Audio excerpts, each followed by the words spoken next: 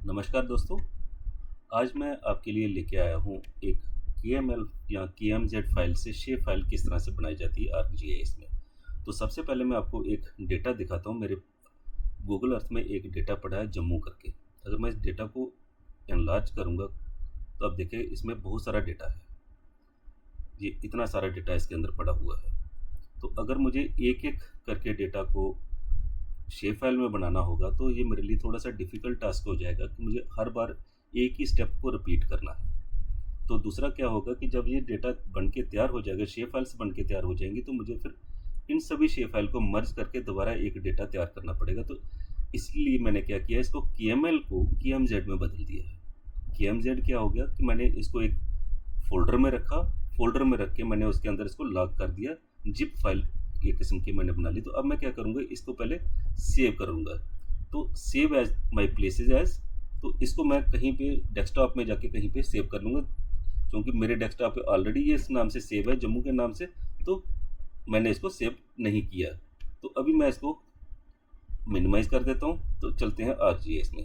ArcGIS में जाने के बाद मैंने क्या किया, आर्क टूल्स खोला। आर्क टूल खोलने के बाद कन्वर्जन टूल्स में गया, वहाँ से मैंने KML टू लेयर में चला गया। तो इसको मैंने डबल क्लिक किया। डबल क्लिक करने के बाद यहाँ से मुझे इनपुट उसकी KMZ देनी है। तो इनपुट KMZ मेरे डेस्कटॉप पे पड़ा हुआ है, तो मैंने डेस्कटॉप पे इसको सिलेक्ट कर लिया।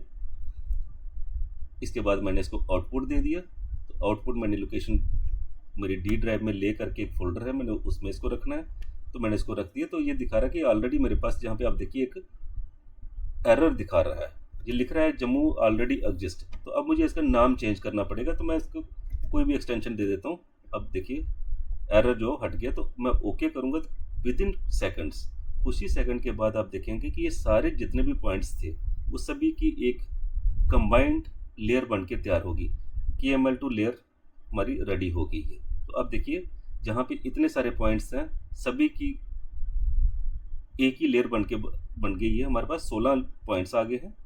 ठीक है, 16 पॉइंट्स के बाद यहाँ पे पॉलीलाइन है। तो देखते हैं पॉलीलाइन कितनी है। तो पॉलीलाइन इसमें 4 पॉलीलाइंस है। तो अभी फ्रेंड्स ये एडिटेबल नहीं है।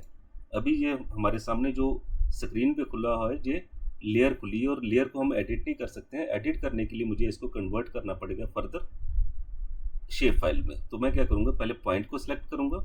सिलेक्ट करने के बाद मैं डेटा में जाऊँगा। डेटा के बाद एक्सपोर्ट डेटा। एक्सपोर्ट डेटा को मैं कोई भी नाम दे दूंगा, जैसे मैंने इसको डिफ़ॉल्ट रखूँगा। तो मैंने इसका D ड्राइव में इसको डिफ़ॉल्ट रहने दिया, export underscore output underscore 5 dot SHP। और ध्यान ये रखना कि डॉट SHP जो एक्सटेंशन है वो इसके साथ लगी होनी चाहिए। जैसे मैं ओके करूँगा, ओके करने के बाद ये आप देखिए एक ही सेकंड में ये हमारे पास पॉइंट्स सारे शेप फाइल में बदल गए। अब देखिए आप जहाँ पे इसकी सारी डिटेल जहाँ पे आ गई है सभी पॉइंट्स की। अब मैं इस पॉइंट को जो भी करना चाहूँगा मैं इसके साथ कर सकता हूँ। मेरा ये पॉइंट जो है एडिटेबल है। अब इसको मैं अगर सिलेक्ट करता हूँ, सिलेक्ट करके ये एडिट कर सकता हूँ मैं इसको। इसी तरीके से मैं क्या करूँगा, पॉलीलाइंस जो हैं उनको भी कन्वर्ट कर लूँगा शेप फाइल में। सेम प्रोसीजर, ओके ओके करने के बाद ये भी उसमें कन्वर्ट होगी। तो अब मैं इसको यहाँ से हटा, जो मेरी लेयर थी, लेयर वाले में जहाँ से हटा देता हूँ। अब मेरे पास जो बचा हुआ है सारा, ये सारे के सारे दोनों, चाहे वो पॉइंट में है चाहे पॉलीलाइन में है, ये दोनों मेरे पास शेप फाइल्स आ गई हैं। शेप फाइल्स बनने के बाद मैं इसको एडिट कर सकता हूँ। मैं आपको एडिट करके दिखा देता हूँ। Edit features, start. अब देखिए जब स्टार्ट किया है तो एडिट फीचर्स यहाँ पे आ गए हैं, एडिटर यहाँ पे खुल गया है। अब देखिए यहाँ पे स्टॉप और सेव एडिट्स। अब मैं इसके अंदर कोई भी एडिटिंग कर सकता हूँ। एडिटिंग का मतलब कि मैंने इस पॉइंट को यहाँ से हटा के यहाँ लेना है, तो मैं इसको यहाँ ले जा सकता हूँ। ठीक है, ये पॉइंट मुझे यहाँ नहीं चाहिए था, ये पॉइंट मुझे जहाँ चाहिए था, मैं इसको यहाँ ले जा सकता हूँ। तो इसके बाद मैं इसको क्या करूँगा, जितनी भी एडिटिंग की मैं इसको सेव कर लूँगा, सेव एडिट्स। अब सेव एडिट्स आप देखिए जहाँ पे मैंने पॉइंट को रखा था वहाँ पे पॉइंट है, तो मैं इसको स्टॉप कर दूँगा।